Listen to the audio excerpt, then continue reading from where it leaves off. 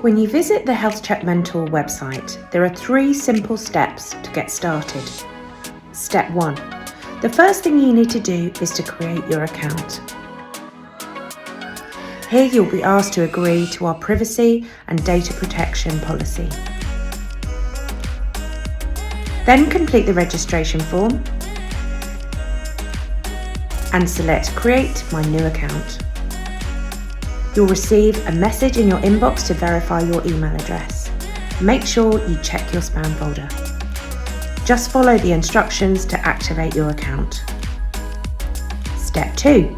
Next, you'll need to log into the platform using the details you set up at registration. Step 3. Now select Health Check Mentor to access the course. Here you'll need to enter the unique enrolment key provided by your local authority.